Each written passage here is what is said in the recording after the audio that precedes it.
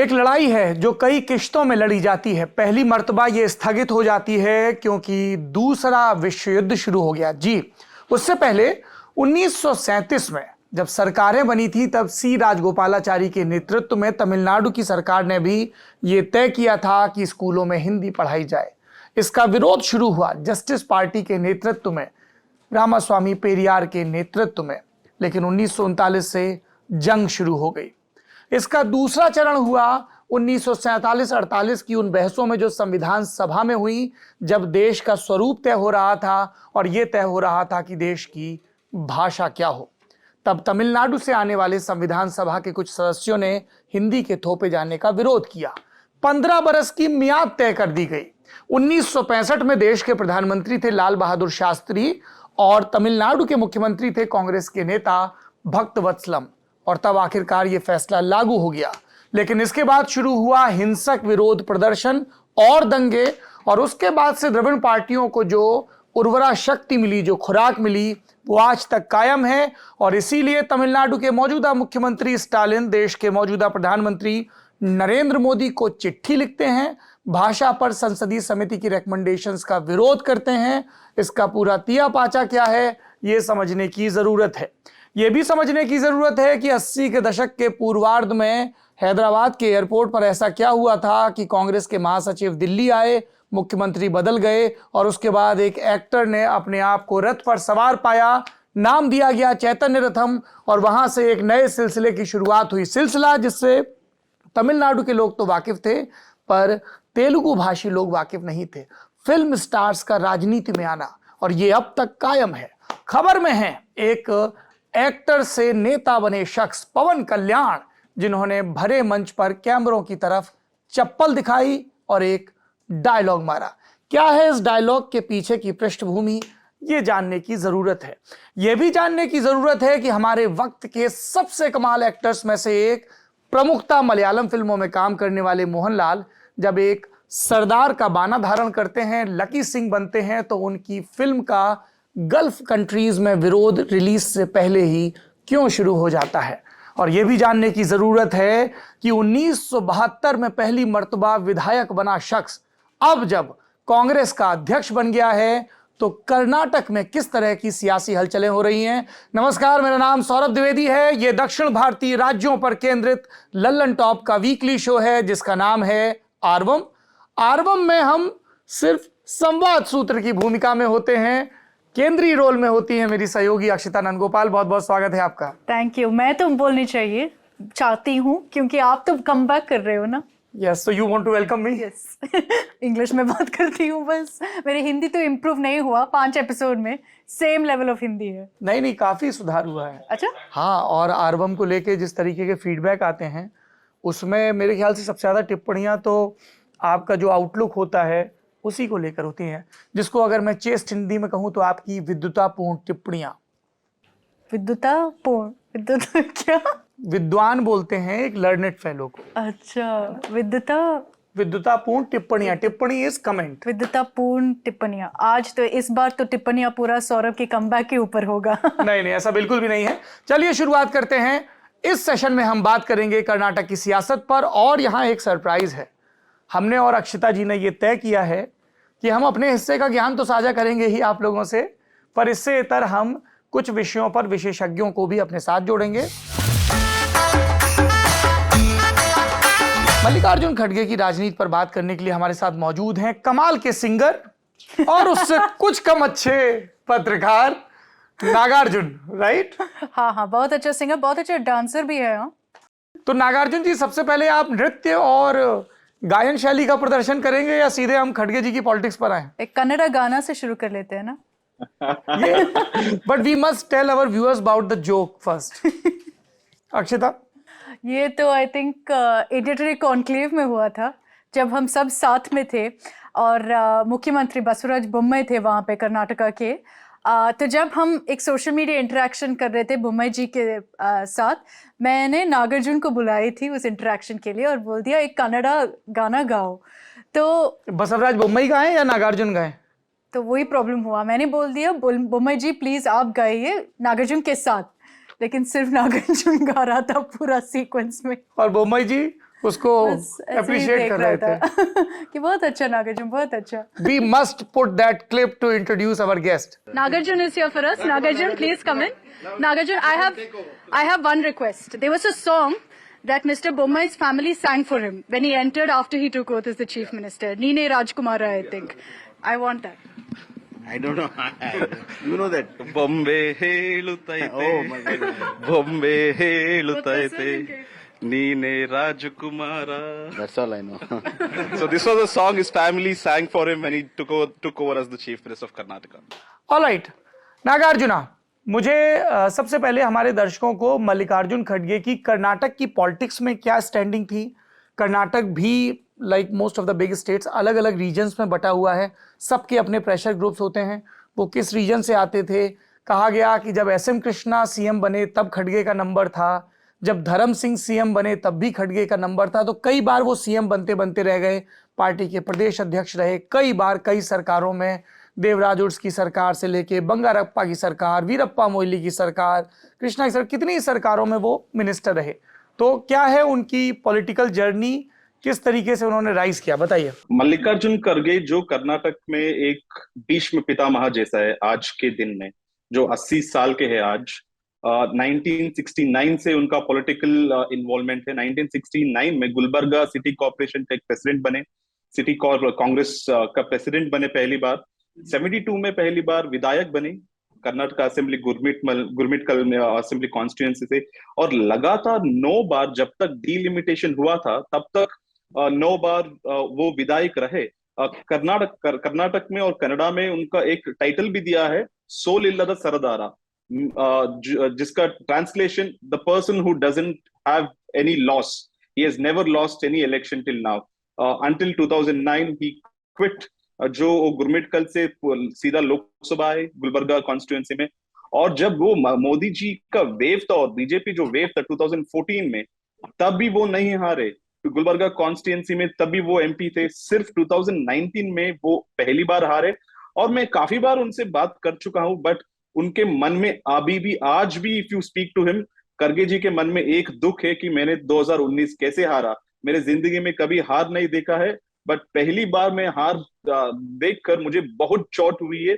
और उनका मानना है कि ये वो दूसरा इंटरनल पॉलिटिक्स के वजह से वो हारे, बट उनके कैंडिडेट्स की वजह से नहीं। But cross all parties, BJP हो या जेडीएस हो या कांग्रेस हो, उनको एक नेता मानते हैं, क्योंकि हैदराबाद कर्नाटक में 371J रिजर्वेशन जो लाया है पूरा 7 जिले या 8 जिलों के लिए, उनका खड़गे साहब का बहुत ही महत्वपूर्ण एक रोल है इसमें। जैसे आप बता रहे थे, मल्लिकार्जुन खड़गे इतना बड़ा नेता हो गए, अब उनको आप अगर दलित लीडर के नाम से आप उनको पुकारेंगे, वो चिढ़ जाएंगे। वो बोलेंगे मैं दलित लीडर नहीं हूं, मैं एक कांग्रेस नेता हूं। हो गया वो दलित लीडर 1970 या 1980 में मुझे बुलाते थे दलित लीडर, अब मैं दलित लीडर नहीं बना हूं। मैं एक राज्य का नेता हूं, एक देश का नेता हूं। मुझे एक पूरा एक चौकट में मुझे मत डालिए। मैं दलित से आगे बढ़ चुका हूं। मैं एक यूनियन लीडर था, उससे बाद एक दलित लीडर बना, अब मैं कांग्रेस का बड़ा नेता हूं। उनका ये मानना है। मैं काफी बार उनसे बात कर चुका हूँ। हर साल, इनफैक्ट एवरी संडे वो बैंगलोर आते हैं उनसे फैमिली से मिलने। अभी भी वो बैंगलोर आते हैं, तो संडे उनके घर के सामने वो वॉक करते हैं 7 बजे या 7:30 बजे शुरू करके, स्लोली गनमैन के साथ, सिर्फ अकेले। और जो उनका घर है जो है सदाशिव नगर में, कोई नहीं रहते, कोई नहीं वॉक करते, बिना किसी का हेल्प लेके खड़गे जी वॉक करते। मैं काफी बार उनसे टकरा गया हूं कि मैं भी वॉक करता हूँ, वो भी वॉक कर रहे, तो he'll be like, चलो एक साथ करेंगे वॉक। तो मैं 30 दिन पहले मैंने उनके साथ एक वॉक किया। मैंने फोटो खिंचा के एक ट्विटर पे भी डाला, अगला एआईसीसी प्रेसिडेंट हो सकते हैं खड़गे जी। तब भी वो बात कर रहे थे, जो भी हो गया। बट 2019 का मुझे जो हार हुआ, वो अभी भी मेरा मन में एक इंप्रेशन बना चुका है। तो मुझे हारना नहीं था, मुझे राज्यसभा नहीं जाना था, मुझे लोकसभा में ही रहना था। जब तक मैं जिंदा रहूंगा तब तक मुझे ऑलवेज, जैसे लोगों को मुझे याद रखना है कि जिस बंदा कभी इलेक्शन नहीं हारा पूरा देश में, वो मल्लिकार्जुन खड़गे होना चाहिए, ऐसे बात कर रहे थे। और जैसे अभी आज इलेक्शन अनाउंस हुआ, 2 दिन पहले वोटिंग हुआ, काफी सारे लीडर्स को ये मानना था कि खड़गे जी या टेंपल जाएंगे या चर्च जाएंगे या मॉस्क जाएंगे, किसी से बात करेंगे वोटिंग से पहले। तो मैंने इनफैक्ट असाइनमेंट भी मुझे कॉल किया कि खड़गे जी का क्या शेड्यूल है आज, क्या वोटिंग करने से पहले मंदिर जाएंगे? मैंने उनको बताया आप खड़गे जी को नहीं जानते हो, खड़गे ji is avid Buddhist follower, Buddhist और अम्बेडकराइट। उनको मंदिर जाना, मस्जिद जाना, चर्च जाना उनको पसंद नहीं है। वो मानते हैं मुझे लोगों के साथ रहना, अम्बेडकर आइडियाज और बसवा आइडियाज और बुद्धिस्ट आइडियाज को फॉलो करना, जहां मैं हूं उधर ही भगवान है। वो घर पे ही प्रे करते हैं। बट उनका जैसे मैं बोल रहा था, एक पूरा स्टेचर जो है आज के बाद और 10 नॉचेस बढ़ गया है।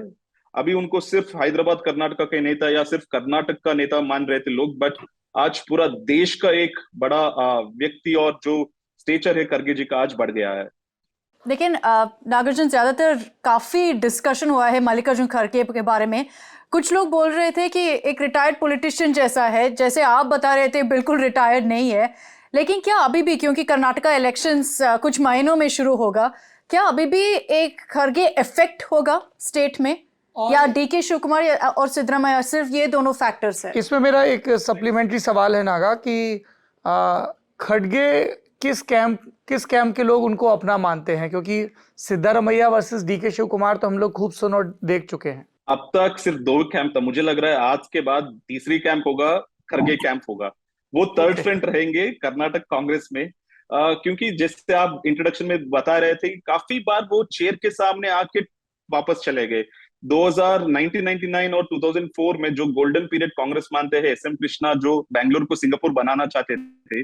Number 2 technically hierarchy was Mallikarjun खड़गे, होम मिनिस्टर थे। जहां जब राजकुमार किडनैप हुआ वीरप्पन के साथ, उसको पूरा हैंडल किया खड़गे जी ने।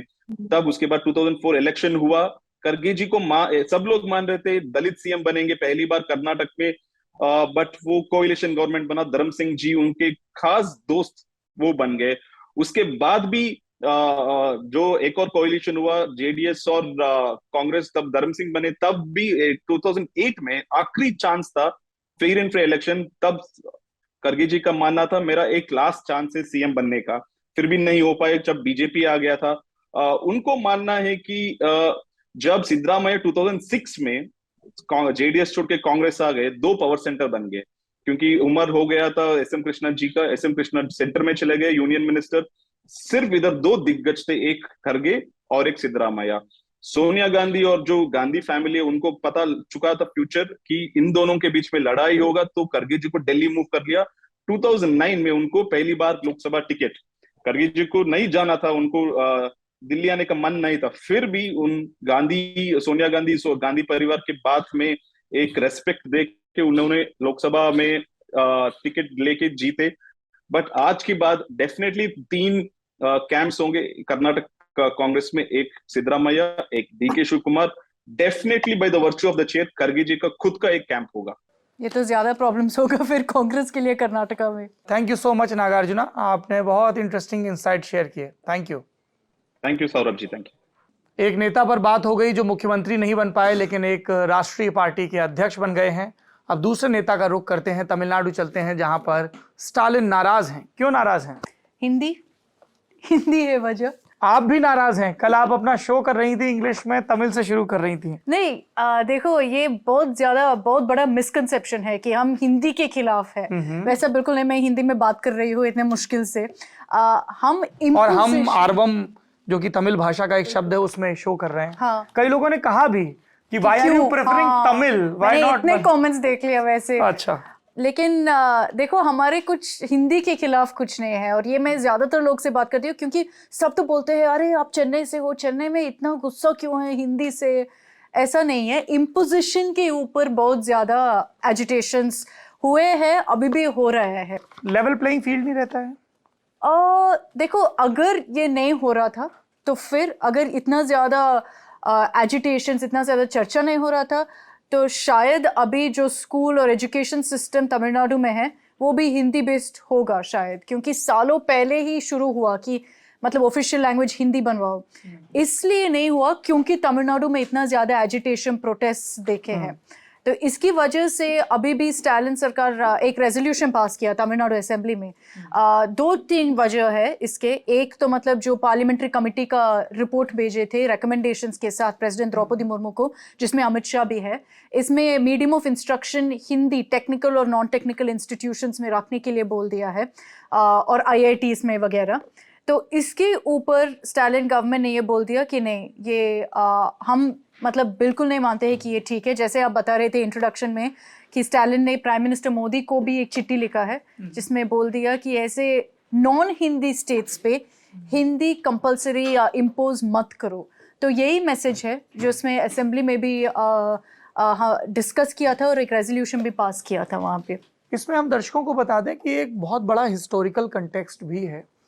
अगर आप दक्षिण के राज्य खासतौर पर तमिलनाडु और केरला को देखेंगे तो आपको दिखेगा कि 1857 से पहले ही, इंडिया के पहले फ्रीडम स्ट्रगल से पहले ही बड़े पैमाने पर वहाँ पर ईसाई मिशनरीज एक्टिव थी। बाद में इसके काउंटर में एक भद्रलोक तैयार हुआ वहीं के राज्यों का। इसमें ज़्यादातर ब्राह्मण्स थे जिनकी कुल पॉपुलेशन अगर तमिलनाडु में आप देखेंगे तो 3% थी, पर उन्होंने अंग्रेजी पढ़ी और संस्कृत में अपने कर्मकांडों को जारी रखा। इनके खिलाफ फिर एक सबॉल्टन का राइज होता है 1920 से। TM नायर और पिट्टी त्यागराया चेट्टी वो कांग्रेस से बगावत करते हैं और एक गैर ब्राह्मण घोषणा पत्र जारी करते हैं, और तभी गुरु मरिमलाई अडिगल शुरू करते हैं तमिल शुद्धिकरण आंदोलन की। ये तमिल भाषा में जो संस्कृत की मिलावट है इसको अलग किया जाए।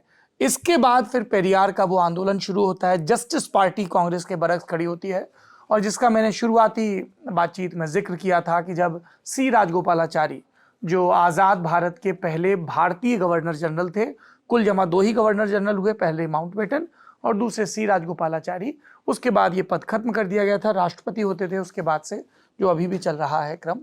तो C राजगोपालाचारी ने जब लागू करना चाहा तब भी बहुत हिंसक विरोध हुआ था, जबकि राजाजी ने तब कहा था, C राजगोपालाचारी को प्रेम से उनके समर्थक राजा जी कहते थे कि जब हम हिंदी सीख लेंगे तभी दक्षिण भारत को इसका पूरा सम्मान मिलेगा। लेकिन इसके उलट आर्ग्यूमेंट ये था कि हमारी मातृभाषा मदर टंग तो तमिल है, तो हमें हिंदी सीखने में कितना वक्त लगेगा। इसका एक I saw your clip before we started shooting this, और इत्तेफाक की बात है चूंकि आज हमें एल्बम शूट करना था, so I was roaming around in my library. There was this maverick politician called Ram Manohar Lohia.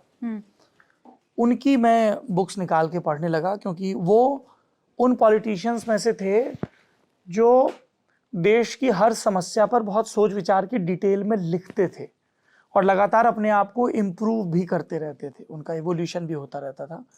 तो उन्होंने यही लिखा, उन्होंने लिखा कि जो कोस्टल स्टेट्स हैं उनमें किसी में भी हिंदी नहीं है। बिल्कुल ठीक है, आप बंगाल से शुरू करिए, बंगाल, उड़ीसा, नीचे आप आइए आंध्रा, है ना, पूरा तमिलनाडु, फिर इधर आप आइए केरल, कर्नाटका, महाराष्ट्र, गुजरात, कहीं भी नहीं है।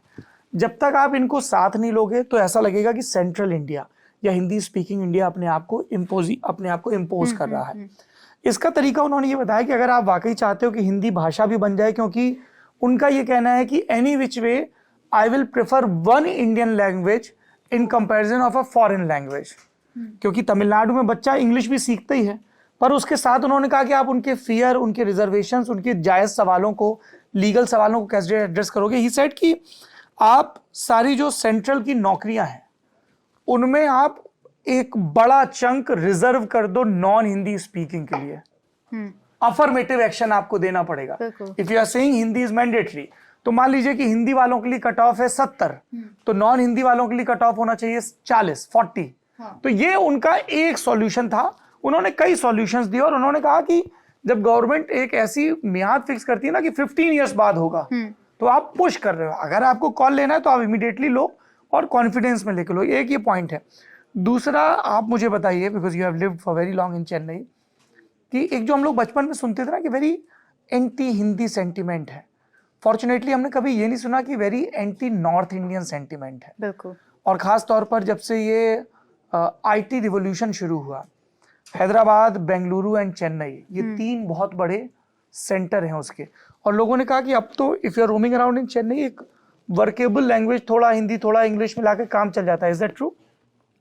मेरे को लगता है नहीं। क्योंकि जब भी मैं ट्रैवल की हूँ, मैं तो पहले चेन्नई में थी, लेकिन जब से मैं नोएडा में थी और जब शूट पे जाती हूँ, मेरे कैमरा पर्सन जैसे हिंदी में बात करते हैं ना, बिल्कुल मैनेज नहीं होता है उनको।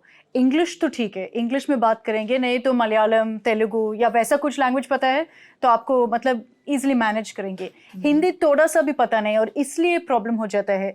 देखो सौरभ, अगर हम दोनों एक एग्जाम लिखने के लिए जा रहे हैं, आपके हिंदी और मेरे हिंदी में कितना डिफरेंस है, और अगर 10 साल के बाद भी हम मिलते हैं और 10 साल के बाद मैं आरवम 10 साल के लिए कर रही हूँ, तो मेरे हिंदी काफी इम्प्रूव हो चुका है, फिर भी मेरे हिंदी आपके जैसे बिल्कुल नहीं होगा। एग्री। तो how can it be a level playing field? आप रिजर्वेशन के बारे में बात कर रहे थे, पेरियार ने बोल रहा था कि देखो ये एक मेंटालिटी का प्रॉब्लम भी है कि अगर आप एक लैंग्वेज एक जगह से ले रहे हो और फिर यहाँ पे डाल रहे हो, हम हमेशा, और पेरियार बोलते थे कि अगर आप हिंदी यहाँ पे लेकर आते हो साउथ इंडिया में, तमिलनाडु में, हम सबऑर्डिनेट्स होंगे नॉर्थ इंडियंस को, जिसका ओरिजिनल लैंग्वेज ये है। तो वो एक मैसेजिंग के बारे में भी बोल रहा था। तो अगर आप चेन्नई जाते हो, ऐसा नहीं है कि क्योंकि आप हिंदी में बात करते हो गुस्से हो जाएंगे और फिर बोलेंगे कि अभी एक मूवमेंट हो रहा है जहाँ सब टी शर्ट लगाते हैं, बोलते हैं कि हिंदी तेरियादुडा, हिंदी तेरियादु पोड़ा, मतलब हिंदी पता नहीं, जाओ। पोड़ा मतलब कैसे बोलेंगे? पोड़ा मतलब हमें हिंदी नहीं मालूम है। हाँ, तेरियादु मतलब डोंट नो, पोड़ा ऐसे, पोड़ा जाओ। हाँ, तो वो एक टी शर्ट जैसा ट्रेंड हुआ है, सब लोग पहन रहे हैं ये टी शर्ट वगैरह, तो वो एक ट्रेंड है। लेकिन अगर आप चेन्नई जाओगे, और मेरे को इतना पता है कि आईटी कंपनीज में जितने भी लोग दिल्ली से आते हैं और जितने भी लोग चेन्नई गए हैं, सब बोलते हैं कि हाँ मेरे को बहुत अच्छा लगता है, सबसे अच्छा स्टेट है। क्योंकि ऐसा नहीं है कि हेट है, कुछ क्रोध वैसा कुछ नहीं है, बस ये है कि इम्पोज मत करो हम पे, क्योंकि हमारे लिए फिर इनइक्वालिटी हो जाएगा, इक्वल अपॉर्चुनिटीज नहीं होगा। आज से लगभग 80 साल पहले तमिलनाडु में एक पदयात्रा निकली थी जो जस्टिस पार्टी और मुस्लिम लीग ने मिलकर निकाली थी, जिसको तमिज पदाई कहा गया था। तमिज पदाई। और उसमें ये नारे लगे थे जिनका अगर ट्रांसलेशन करेंगे आप कि आर्य हंस रहे हैं, आर्य मतलब नॉर्थ इंडियंस, आर्य हंस रहे हैं, तमिल रो रहे हैं। और दूसरा नारा था कि ब्राह्मण समुदाय मातृभाषा तमिल की हत्या कर रहा है। बाद में यही मूवमेंट कन्वर्ट हुआ था द्रविड़ मूवमेंट में, और जैसा मैंने आप लोगों को बताया कि इस इम्पोजिशन के बाद 1965 में जब लागू कर दिया गया था सेकेंडरी स्कूल्स में हिंदी को, तो दंगे हुए थे और बहुत ज़्यादा हिंसा हुई थी। और उसके बाद फिर 1968 में जब वहाँ सरकार भी बदली, द्रविड़ पार्टी पहली बार पावर में आई, अन्नादुरई पावर में आए। हाँ, अन्नादुरई ने एक बहुत फेमस कोट भी दिया था इसके ऊपर, क्योंकि ज़्यादातर लोग बोलते हैं कि देखो मैक्सिमम पॉपुलेशन हिंदी बात करते हैं, तो क्यों नहीं हिंदी रख सकते हैं। तो अन्नादुरई का बहुत अच्छा लॉजिक था, बोल रहे थे कि अगर नंबर्स के बारे में है, अगर न्यूमेरिकल स्ट्रेंथ के बारे में है, तो फिर आपका नेशनल एनिमल पीकॉक क्यों है? कॉमन क्रो रखो, क्रो ही ज़्यादातर नंबर्स में इंटरेस्ट है, तो वही नेशनल एनिमल होना चाहिए। कौवा आपका राष्ट्रीय पक्षी क्यों नहीं है? अच्छा, मुझे लगता है कि आपने एक गेस्ट से भी बात की है जो हमें इस मामले में और भी मुरलीधरन, हाँ, उनने बहुत ज़्यादा ट्रैक किया, बहुत सीनियर जर्नलिस्ट है जो बहुत इंटरनेशनल पब्लिकेशंस में भी लिखती है, और बहुत ट्रैक किया ये पूरे मूवमेंट को। जैसे आप बता रहे थे 1800 से 1900 से कैसे शुरू हुआ, ये कैसे इतना बड़ा द्रविडियनिज्म मूवमेंट को भी फ्यूल किया, उसके बारे में बात की। लोहिया जी का जिक्र किया था, उनका एक बार जिक्र और करेंगे, देन वील मूव टू कविता। उन्होंने सिर्फ अफर्मेटिव एक्शंस की बात नहीं की थी, उन्होंने ये भी कहा था please do not impose one language on other states. अगर वो अपनी लोकल लैंग्वेज में काम करना चाहते हैं, सब भारतीय भाषाओं का मकसद अंग्रेजी हटाना होना चाहिए, आपस में लड़ना मकसद नहीं होना चाहिए। माहौल ऐसा बने कि सेंटर में हिंदी में भी काम हो, तमिल में काम हो, कन्नड़ा में काम हो, कन्नड़ा सही है, बिल्कुल। और आरवम जैसे प्रोग्राम तो बनते ही रहे ताकि सब लोग एक दूसरे के लैंग्वेज और कल्चर को लेकर और भी वोक हो जाएं। Let's go to Kavita. So in 1925, Periyar writes an article under a pen name called Chitraputhiran, where he equates this this kind of this kind of imposition of Hindi or the script of Hindi to Brahmanism, and where he kind of in a very detailed way he says that Brahmins, despite constituting 3% of the population, 97% of Brahmins know Hindi, and they spend a lot of resources on Hindi, so it's ultimately going to benefit them. So he starts writing about the imposition of Hindi and the dangers it poses to Tamil Nadu or Tamil language, both Tamil Nadu and Tamil language, way back in 1920s. Tamil Nadu is like, I don't speak Hindi, and most of us don't speak Hindi in Tamil Nadu unless we haven't. I mean, basically, we are as a state, as Tamils, we are not against Hindi. We are against imposition of Hindi. So if I have to go travel to place like Delhi where my work requires to learn Hindi, I would obviously learn that, but I have not felt the need. So in this context, Tamil Nadu has done well for itself in terms of growth, development, and all without the knowledge of Hindi. So I think this kind of imposition is not going to do any great thing for very strong sentiment in Tamil Nadu, where any form of opposition, any form of imposition, Tamil Nadu is kind of resisted. It runs in the character of Tamil Nadu to resist any form of imposition. And if it's language, I mean, see, we take pride in our language. And in that sense, I think this is not just anybody, any random person, even if they are like not really political, I'm sure they will agree that they will not kind of allow Hindi to be imposed on them. It's one thing to learn voluntarily and another thing to kind of have it imposed on you. अब हम बात करेंगे मेरे favourite actor Mohanlal की, जिनकी कमाल की film आ रही है मॉन्स्टर। मित्रों, बढ़ चढ़ के देखने जाना है। आप रेट करो मोहनलाल या Fahad Faasil. I have been taught and I genuinely believe कि कभी भी दो महानताओं को ऐसे बैलेंस पे रख के मेजर नहीं करना। अरे आई थिंक फहद फासिल भी एग्री करेगा कि मोहनलाल एक स्टेप तो वो ठीक है, वो उनका बड़प्पन है, पर आज से 150 साल बाद कभी भी, मतलब वो जो एक बहस होती थी ना कि लारा बेटर, ब्रायन लारा और सचिन तेंदुलकर, बाबर आजम और Virat Kohli, both are wonderful players in their own. I don't follow cricket, लेकिन विराट कोहली, सचिन तेंदुलकर मैं तो it's like somebody comparing MS Subbulakshmi and Lata Mangeshkar. अच्छा, Why do we have to compare? Why can't we appreciate both? Both were legends. Both were superb in their craft. बिल्कुल king of diplomacy. लेकिन अभी मेरे को होना पड़ रहा है, अब मैं हो गया हूँ। मोहनलाल की फिल्म मॉन्स्टर के ऊपर काफी मतलब डिबेट हुआ है, क्योंकि जब फर्स्ट लुक आया था मैं तो सोच रही थी ये क्या है, मोहनलाल टर्बन पहन के ब्लड के साथ हाँ पंजाबी प्ले कर रहे हैं और बोलते भी हैं पंजाबी। ट्रेलर में भी दिखा कि वो पंजाबी भाषा बोल रहे हैं। हाँ, मेरे को लगा कि उतना अच्छा नहीं होगा क्या है, लेकिन ट्रेलर देखा फिर मेरे को बहुत अच्छा लग रहा है। एटलीस्ट ऐसे लग रहा है कि बहुत अच्छा सीक्रेट असेसिन जो हाँ, ऐसे वो सबको मार गिराएगा अम्ब्रेला के साथ, वो पूरा ओपनिंग सीन जो है, और फिर उनके बूट्स आते हैं सामने ऐसे। लेकिन ये काफी जो आर्टिकल्स में पढ़ रही थी वो बोल रहे थे कि मोहनलाल के कैरेक्टर ऐसे है कि एक पंजाबी लकी सिंह जिसको मलयाली बहुत अच्छे से जानता है, तो फिर मतलब वो जो प्रॉब्लम है वो फिक्स हो गया, क्योंकि मेरे को वही लग रहा था कि इतना डिस्कनेक्ट कैसे हो सकता है मोहनलाल पंजाबी। अरे मगर मैं केरला में जाके बस जाऊं तो मैं तो मलयालम सीख ही जाऊंगा, तो मेरे जो आगे पीढ़ी होगी वो तो बिल्कुल देखो हो सकता है। वैसे तो हाँ, तो मलयाली लकी प्लॉट देखना शुरू कर दो मित्रों केरला में। अच्छा, अगर केरला में सेटल होना हो तो कौन सा शहर सबसे अच्छा है? जो शांत हो, जहाँ चिल्लपो ना हो, आसपास इंडस्ट्रियल एरिया ना हो, बहुत सारा बैक वाटर हो, थोड़े से माउंटेन्स भी हो। एलपी है, वायनाड है सबसे खूबसूरत। वायनाड, जहाँ से Rahul Gandhi member of parliament है। और एक लास्ट एपिसोड में मैं एक बुक रेकमेंड कर रही थी, उसके नाम है वल्ली। शीला टोमी का एक बुक है जो उसने बहुत अच्छे से डिस्क्राइब करता है वायनाड को।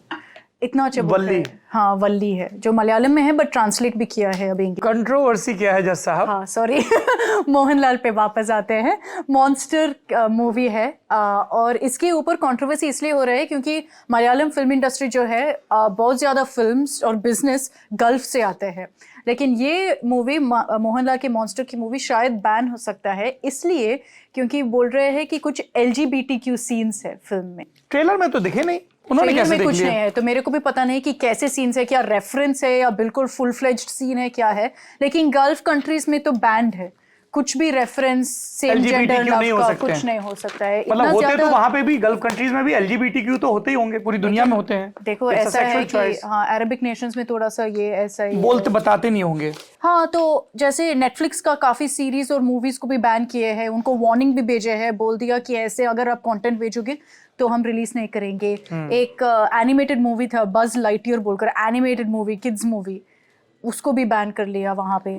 तो इसमें तो काफ़ी चर्चा हुआ है, लेकिन अभी मोहनलाल के फिल्म में भी थोड़ा सा प्रॉब्लम होगा, और ये इसलिए चर्चा हो रहा है कि गल्फ में बहुत ज्यादा मलयाली है, 3.5 मिलियन या कुछ है गल्फ कंट्रीज में Malayali huge number. Huge number, तो ज्यादा बिजनेस भी आता है वहां पे, तो इसलिए अभी भी देख रहे हैं कि क्या हो सकता है, री-इवैल्यूएशन के लिए एग्जैक्टली रीसेंसर देख रहे हैं कि हो सकता है कि नहीं, लेकिन गुड न्यूज ये है कि हमको मतलब कुछ प्रॉब्लम नहीं, आप हम तो हमको ये देख बताओ सकते हैं। मोहनलाल की कौन सी फिल्में हैं जो हम हिंदी वालों को जरूर खोज के देखनी चाहिए? देखो जो सबके मेरे लिए रेफरेंस सबसे पॉइंट है कंपनी फिल्म में जिन्होंने पुलिस कमिश्नर का रोल किया था, जब वो मलिक अरे, से और हाँ। चंदू से बात करते हैं चबा चबा के, और चश्मा दृश्यम नीचा की करके। ओरिजिनल, और ओरिजिनल दृश्यम में जो लीड रोल में है। हाँ दृश्यम की ओरिजिनल, काला पानी बहुत अच्छा फिल्म है। यस, काला पानी वाज वेरी पॉपुलर। प्रियदर्शन का फिल्म था काला प्रियदर्शन पानी। की फिल्म है, प्रियदर्शन और मोहनलाल की बहुत ज्यादा अच्छे फिल्म्स है। एक फिल्म जो मेरे सबसे फेवरेट है, क्योंकि मेरे चाइल्डहुड फेवरेट था, वो है जो अभी भूल भुलैया बोलते हैं। हाँ। वो जो ओरिजिनली था वो 90s में रिलीज हुआ था, मोहनलाल शोभना के साथ, सुरेश गोपी था उसमें, मणिचित्र तारा बोलकर। मणिचित्र तारा। तारा वो तो 2 और एपिसोड तारा। लगेगा शायद। 2 और एपिसोड मणिचित्र देंगे। तारा। तारा, तारा मणिचित्र तारा। आ जाएगा। Moving on. हाँ, एक फिल्म वो आप बस एक ही रिकमेंड करोगे? हाँ वो मेरे सबसे फेवरेट है, लेकिन हाँ काला पानी भी बहुत अच्छा है। काला पानी तो मुझे इसलिए ध्यान है क्योंकि सुपरहिट मुकाबला और चित्रहार के दिनों में उसका एक आध आई थिंक गाना उसको इंग्लिश में हिंदी में भी बनाए थे हाँ ना। दिखाया जाता था। तब से ही प्रियदर्शन ने हिंदी मार्केट को एक्सप्लोर करना शुरू किया था। चलिए, moving on to our fourth and last topic, Pawan Kalyan, power star, how do you speak? Power star, power star Pawan Kalyan, जो कह रहे हैं कि चप्पल से पिटाई करूंगा। क्यों करेंगे चप्पल से पिटाई? अरे इतना गुस्सा पवन कल्याण को हुआ था इस रैली में, मैंने देख लिया पूरा 2 मिनट के क्लिप, पूरा अब्यूसेस, ये वो, ऐसे राउडी गुंडा सब बोल रहा था वाईएसआरसीपी को। क्यों? क्योंकि वाईएसआरसीपी ने पवन कल्याण को पैकेज स्टार बोला था। और एक वो भी नहीं करने दिया था, जो एक वो रैली हाँ करना उनके चाह रहे थे वाइजैग में, हाँ, लेकिन ये इसलिए बोल रहा था, अगर आप और हम प्ले करेंगे जो पवन कल्याण ने बोला था। पहले आप क्लिप सुन लीजिए, फिर आगे की बात करते हैं। ఇంకొకసారి ప్యాకేజీ గీకేజంటే తప్పు తీసుకొని పళ్ళు రాలగొడతాను కొడకల్లారా, ఒక్కొక్కడికి చెప్తున్నాను। तो इस क्लिप में आप सुन सकते हैं कि मतलब बहुत ज्यादा गाली है, तो वो मतलब हमने बीप कर लिया, लेकिन उसके बाद बोलते हैं कि तुम पैकेज स्टार बुलाओगे मेरे को, पैकेज स्टार बुलाओगे, ले package low star, what does it chappal mean? लेकर। तो इसलिए ना सब पूछ रहे थे कि इतना ज्यादा गुस्सा क्यों हो रहा है, मेरे न्यूज रूम में भी यही पूछ रहे थे कि पैकेज मतलब पैकेज में क्या गलती है, पैकेज स्टार क्या प्रॉब्लम है। वाईएसआरसीपी ये बोल रहा था कि पवन कल्याण, जिसका पॉलिटिकल पार्टी के नाम है जनसेना, उसको पैकेजेस मिल रहा था बीजेपी और टीडीपी से, टू अपोज जगनमोहन की पार्टी। हाँ, और पता है कि जनसेना के अलायंस है या टाइस है बीजेपी और टीडीपी के साथ, बहुत अच्छे रिश्ता है। लेकिन जब ये बोलते टीडीपी थे के साथ भी? टीडीपी के साथ क्योंकि पवन alliance तो कल्याण उनका BJP चंद्रबाबू के साथ- नायडू से भी मिला था अभी एक दिन पहले। पर अलायंस तो उनका बीजेपी के साथ है, अभी बीजेपी के तक साथ है, declared। लेकिन टीडीपी के साथ भी बहुत अच्छा रिश्ता है। चंद्रबाबू नायडू से मिला था जब ये पूरा वाइजैग का ड्रामा हुआ था। तो पवन कल्याण ने एक चप्पल लेकर ऐसे खड़े होकर बोल दिया कि तुम पैकेज स्टार बोलोगे, पैकेज का पैकेज वैकेज ये वो बोलता है, फिर चप्पल दिखा के बोलता है कि जितने भी वाईएसआरसीपी की गुंडे हैं, तग्स है, क्रिमिनल्स है, मैं दिखाती हूँ। मैं दिखाता हूँ। पवन कल्याण के बारे में अगर आपको जानना हो, अगर आपको चिरंजीवी चिरंजीवी, इनके हाँ। बड़े भाई, हाँ उनकी भाई है, उन्होंने भी बहुत पार्टी मतलब- शुरू की थी प्रजा राज्यम के नाम से। हाँ हाँ, लेकिन वो मतलब बैकआउट 2011 में उन्होंने मर्ज कर दी थी कांग्रेस में। एग्जैक्टली, और फिर और मतलब तब ये प्रजा राज्यम की यूथ विंग के हेड हुआ करते थे, यस, है ना? तो फिर चिरंजीवी तो अभी क्विट किया पॉलिटिक्स, बोल दिया कि हाँ मैं सक्सेसफुल नहीं था। But he started in 2014, Pawan Kalyan. And then Chiranjeevi अभी फिल्म्स पे फोकस करता है। पवन कल्याण अभी भी कोशिश कर रहे हैं, और अगर आप देखोगे कि कैसे मूड ग्राउंड में उनकी रैलीज देखो, बहुत भीड़ आता है, क्योंकि मतलब सुपरस्टार है, पावर स्टार है, सब देखना चाहते हैं। वोट्स मिल रहा है कि नहीं वो तो पता नहीं, लेकिन जो पहले इलेक्शन था उसमें उतना अच्छा नहीं किया। खुद Actually, पवन कल्याण 2 सीटों से इलेक्शन हार गए थे Exactly, एमएलए का, और एक एक सीट सीट पे एमएलए जीत लिया। हाँ, तो बस वो तो इलेक्टोरल परफॉर्मेंस अब तक नहीं हुआ अच्छा, बट वो पता नहीं, अभी हाँ, देखना मतलब पड़ेगा कि it क्या takes होगा। 5 क्योंकि years to revive a Pawan party. कल्याण बोल रहे हैं तेलंगाना इलेक्शंस में भी मैं इस बार कंटेस्ट करूंगा 2023 में, फिर आंध्रा इलेक्शंस है, तो देख लेंगे। और अभी तो आप देख रहे हैं ना कितना माहौल कि हम भी डिस्कस कर रहे हैं पवन कल्याण के बारे में। उनको बोलते हैं कि जनसेनानी, क्योंकि उनकी पार्टी है जनसेना। तो अभी पावर स्टार से जनसेनानी हो। अच्छा ये बताओ, अल्लू अर्जुन इनके रिश्तेदार हैं? हाँ, क्या लगते हैं, भतीजे, भतीजा नेफ्यू? हाँ, नेफ्यू है। और फिर रामचरण पता है? रामचरण तेजा, अरे आरआरआर देखा मैंने सिनेमा हॉल में जाके सीटी मार के। अरे वाह। तो रामचरण भी, मतलब ये बहुत पॉलिटिकली, आरआरआर के ही तो धोखे में मैंने जाके ब्रह्मास्त्र देख लिया, ऐसे माथा पकड़े बैठा हुआ था। बहुत खराब थी, मैंने तो बहुत वो ज्यादा गलती खराब नहीं थी, की। आपने बहुत पोनियन ज्यादा सेवन देखा? खराब। शिवा शिवा शिवा शिवा तुम ठीक तो हो शिवा? शिवा ठीक है, तेरा ग्राफिक्स वाला खराब है, उसको ठीक कर, और स्टोरी राइटर ठीक करो बहन। ओके ना, मैं तो मैंने 100% नहीं देखूंगी इसके बाद। अरे मत देखना, मैं तो उसी प्रेशर में चला गया कि लोग इतना क्यों डिस कर रहे हैं, इतना क्यों डिस्कार्ड कर रहे अच्छा, हैं। तो इसकी नेगेटिव पब्लिसिटी सौरभ पे काम कर दिया। हाँ, आई वॉच्ड PS1, मुझे ठीक ठीक लगी। अच्छा, कई जगह बहुत ड्रैग हुई है, और एक्चुअली मेरे को जितना भी फीडबैक मिला यहाँ से, बोल रहे थे कि मेरे को समझ ही नहीं आया क्या हो रहा है। इतने कैरेक्टर्स लेकर इंट्रोड्यूस कर रहे हैं, हर 10 मिनट एक और नया कैरेक्टर आ रहा है, क्या है नाम इतना कॉम्प्लिकेटेड है। तो ये सब नहीं बोल देखिए, रहे नाम थे। आम का तो ये फालतू की बात है। आप जब तक अपनी नॉर्थ इंडियन सेंसिबिलिटीज को झकझोरेंगे नहीं, तो वैसे तो I think आपका थोड़ा नाम सा- दक्षिण भारत वालों को ऐसे ही इतना ही अजीब लगता है। अच्छा, आपने तमिल में देखा? नहीं, मैंने देखा हिंदी में, हाँ, लेकिन आई थिंक हिंदी में characters के नाम तो थोड़ा वही सा थे। चेंज कर लिया शायद, पता और नहीं। दूसरी चीज ये कि अगर आप थोड़ा पढ़ के जाओ, हाँ बिल्कुल वही है। चोला डायनेस्टी थोड़ा के सा बारे में, तो जानना राजा पड़ेगा, को, हाँ। और उसके बाद राजेंद्र चोल को किस तरह की दिक्कतों का सामना करना पड़ा, सक्सेशन को लेके क्या झगड़ा और था। बेसिक रिसर्च पोनियन सेवन की बुक कर लो तो फिर पूरा एंड basic, पोनियन सेल्वन की हमारी एक मित्र हैं चंद्राली, वो बता रही थी ये इंग्लिश में अवेलेबल है। हाँ बिल्कुल, अभी तो मतलब पोनियन सेल्वन। सब जगह मैं देख रही हूँ फिल्म के कवर के साथ भेज रहे हैं कल्कि के book। कल्कि राइटर का नाम है।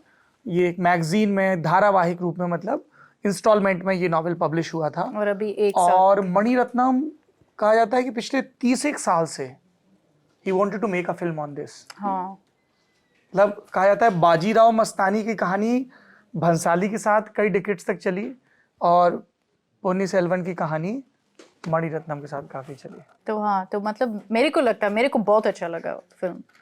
अच्छा, हम लोग let's come back to our news maker Pawan Kalyan. Kapu बार बार कुछ ऐसे मिनिस्टर्स जो जगनमोहन रेड्डी गवर्नमेंट में हैं, पवन कल्याण जिस कम्युनिटी से आते हैं कप्पू, तो वो बार बार कह रहे थे कि कप्पू कम्युनिटी तो पूरी तरह से जगन के साथ है, ये तोड़ नहीं पाएंगे। तो उसमें एक कास्ट एंगल भी है उस पॉलिटिक्स का। वो कास्ट एंगल अगर आप देखोगे, इसलिए ज्यादातर लोग बोल रहे थे कि पवन कल्याण जीतेगा उनकी सीट में प्रीवियस इलेक्शन में। नहीं हुआ, क्योंकि जहां पे कंटेस्ट कर रहे थे कप्पू कास्ट का स्ट्रॉन्ग होल्ड था। लेकिन अगर आप देखोगे पवन कल्याण क्या वो कास्ट कार्ड यूज करता है, ज्यादातर नहीं। एक्चुअली पब्लिकली बोल दिया कि मेरे को अगर मेरे कास्ट में चेंज कर सकते हो, क्योंकि हम ऐसे ही बर्थ से एक कास्ट है, लेकिन अगर मैं चेंज कर सकता हूँ मैं रैली कास्ट से आ जाऊंगी। रैली कास्ट एक बहुत मतलब बैकवर्ड कास्ट मानते हैं। तो वही उनकी स्टेटमेंट है। कास्ट पॉलिटिक्स ऑब्वियसली जैसे हर जगह है, आंध्रा में भी है, तो इसलिए शायद पवन कल्याण ने भी शुरू किया आंध्रा से। नेक्स्ट ईयर बोल रहे हैं कि तेलंगाना में भी कंटेस्ट करेंगे। तो and it will be very interesting to see कि 2 राज्य हैं जहां पर तेलुगु भाषा बोली जाती है। अभी तक एक भी पॉलिटिकल पार्टी ऐसी सामने नहीं आई है जो दोनों जगह सीरियस क्लेमेंट ऑफ पावर हो, तेलंगाना और आंध्र प्रदेश। तो सब लोग अपना अपना दावा कर रहे हैं। सो आर्वम यहाँ पर खत्म होता है। Any recommendation बुटाबोमा? मूवीज में तो क्या? कांतारा वो तो हमने सोनलोर में डिस्कस कर लिया लास्ट वीक, पूरे फुल फ्लेज डिस्कशन किया, लेकिन बहुत अच्छा रिव्यूज भी आ रहे हैं कांतारा के लिए। और I ललन think टॉप पे हिंदी आपको audience- कांतारा बनाने वालों का इंटरव्यू भी नजर आएगा ललन टॉप सिनेमा पे, खास ऋषभ शेट्टी के साथ। यस, मैंने he भी reached बात out किया to us उनसे। and he spoke in Hindi. हाँ, He हिंदी में बात insisted to करता speak है। in Hindi. Yes, हिंदी में बात करता है। तो ऋषभ शेट्टी हाँ बहुत अच्छा है। मैं मिली थी उनसे, very humble, very nice person. और ये हमारा दिवाली स्पेशल एपिसोड है। तो दिवाली कैसे मनाई जा रही है मैं घर जा अक्षिता रही हूँ, जी? तमिलनाडु। Away from Delhi. हाँ, तमिलनाडु जा रही हूँ, कोडाईकनाल जा रही हूँ, जहाँ मेरे घर है। तो बहुत सुंदर सा घर है इनका, बड़ा धांसू सा फार्म हाउस है पहाड़ी पे। बड़े मजे आते हैं, हम भी जाएंगे एक दिन। तो पहाड़ी में है, तो इसलिए नो क्रैकर्स वैसा कुछ नहीं होगा। पर दिवाली वैसी मनाई जाती है जैसे नॉर्थ इंडिया में? थोड़ा सा डिफरेंट है, मतलब वहाँ पे शुरू सुबह सुबह पूजा करते हैं। फिर अगर मैं तमिलनाडु के बारे में बात करते हैं तो ट्रेडिशनली ऑयल बात करते हैं, वैसा कुछ है। ऑयल बात मतलब? ऑयल बात करते हैं ना, ऑयल बात मतलब you rub oil on your body and then you take a shower. मतलब वैसा तो नहीं ना कि एक बड़े से कंटेनर में ऑयल भर के। ओहो नहीं, बिल्कुल नहीं। पनिशमेंट जैसा नहीं ऑयल है। बात इज गुड फॉर हेल्थ। हाँ, तो वो करते हैं बिकॉज यू फील क्लीन, और जैसे घर आप सब साफ करते हैं वैसे भी वो अच्छा, सब बॉडी practices है। क्लींजिंग। हाँ, वैसा है। इंटरेस्टिंग। ऑयल बात। बढ़िया। चलिए, आप सब दर्शकों को आरवम के दीपावली की बहुत बहुत शुभकामनाएं अक्षिता जी और सौरभ जी की तरफ से। ये एपिसोड आपको कैसा लगा कमेंट बॉक्स में जरूर बताइएगा। We are back.